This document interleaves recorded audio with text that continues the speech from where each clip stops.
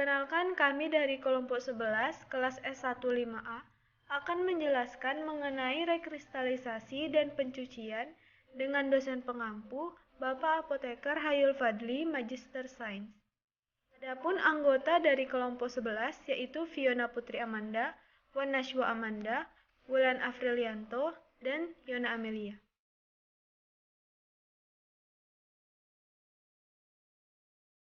Bahan alam itu mengandung metabolit primer dan metabolit sekunder. Metabolit primer adalah produk metabolisme yang terlibat langsung dalam proses pertumbuhan, perkembangan, dan reproduksi organisme. Nah, metabolit primer berperan dalam pembentukan struktur molekul dan mempertahankan fungsi tubuh sehingga diproduksi dalam jumlah besar tanpa henti. Contoh dari metabolit primer itu adalah karbohidrat, protein, lipid, dan asam nukleat.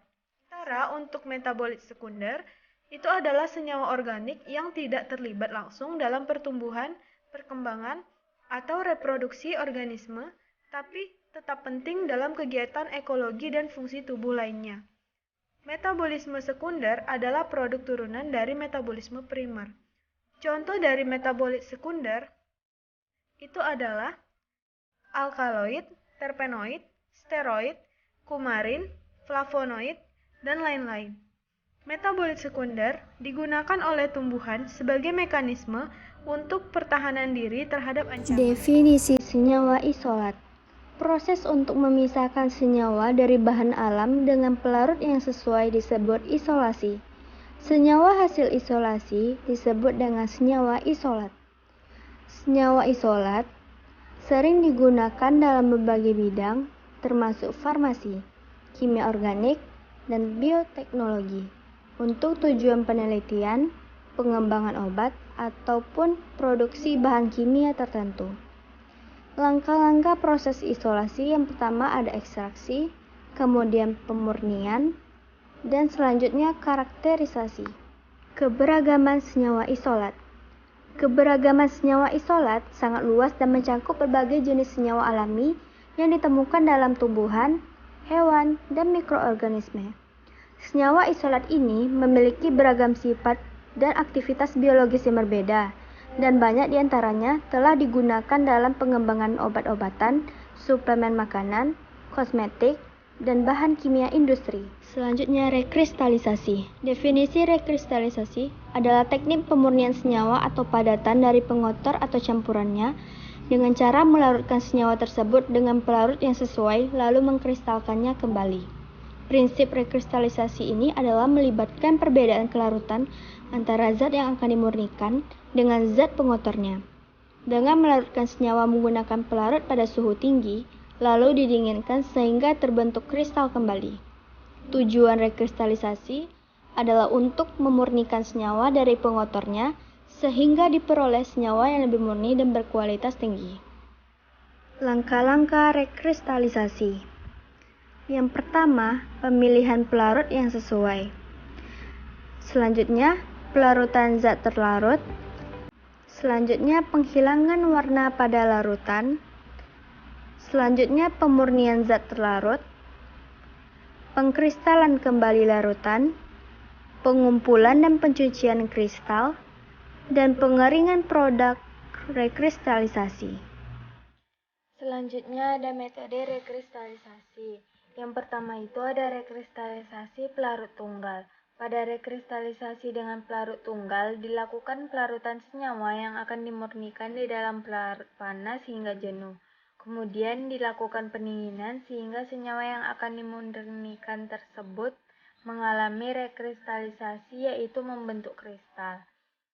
Umumnya menggunakan satu jenis pelarut saja, kemudian lebih sederhana, efektif dalam memisahkan senyawa yang diinginkan dari pengotor, dan umumnya digunakan dalam praktek kimia. Kemudian yang kedua itu ada rekristalisasi multipelarut. Nah, pada rekristalisasi dengan multipelarut ini, prosedurnya hampir sama dengan rekristalisasi dengan pelarut tunggal. Namun, tentunya yang menjadi perbedaan adalah jumlah pelarut yang digunakan, yaitu lebih dari satu jenis. Kemudian pelarut pertama untuk melarutkan senyawa kotor, kemudian pelarut kedua untuk menghilangkan pengotor yang tidak larut dalam pelarut pertama. Metode ini lebih kompleks dan butuh pelarut dalam jumlah yang besar. Adapun faktor-faktor yang mempengaruhi keberhasilan rekristalisasi, yang pertama itu ada kualitas pelarut. Penentuan pelarut sangat penting dilakukan karena akan mempengaruhi keberhasilan dari rekristalisasi.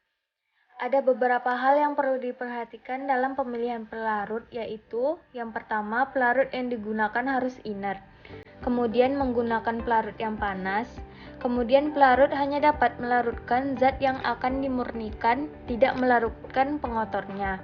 Kemudian pelarut memiliki titik didih yang rendah dan senyawa polar akan larut dalam pelarut polar, sedangkan senyawa nonpolar akan larut dalam pelarut nonpolar. Kemudian ada pengadukan. Agar dihasilkan bentuk dan ukuran kristal yang homogen, perlu dilakukan pengadukan larutan dengan perlahan dan bertahap. Pengadukan dengan kecepatan yang tinggi dapat mengurangi kualitas kristal. Kemudian ada temperatur.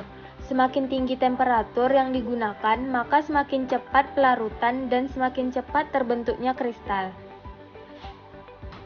Selanjutnya, aplikasi rekristalisasi terbagi menjadi 3. Yang pertama, dalam industri farmasi, memurnikan senyawa aktif farmasi atau bahan baku obat. Yang kedua, memperbaiki sifat fisik dari bahan baku obat. Dalam industri makanan, digunakan untuk pemurnian garam, pemurnian gula, dan yang terakhir pemurnian bahan makanan tambahan. Dan yang terakhir dalam industri kimia, pemurnian senyawa organik dan anorganiknya, pencucian. Pencucian dalam rekristalisasi adalah proses pemurnian produk akhir dengan cara menghilangkan zat pengotor dan meningkatkan kualitas produk rekristalisasi. Metode pencuciannya terbagi menjadi 2, dengan cara penyaringan menggunakan kertas saring atau vakum untuk memisahkan kristal dari pengotor. Yang terakhir, pendinginan dilakukan agar kristal mengendap, namun metode ini berpotensi merusak struktur kristal. Bisa dilihat pada gambar. Sekian, saya kembalikan pada moderator. Terima kasih. Baiklah, sekian video dari kelompok kami. Mohon maaf jika ada kesalahan. Assalamualaikum warahmatullahi wabarakatuh. Thank you.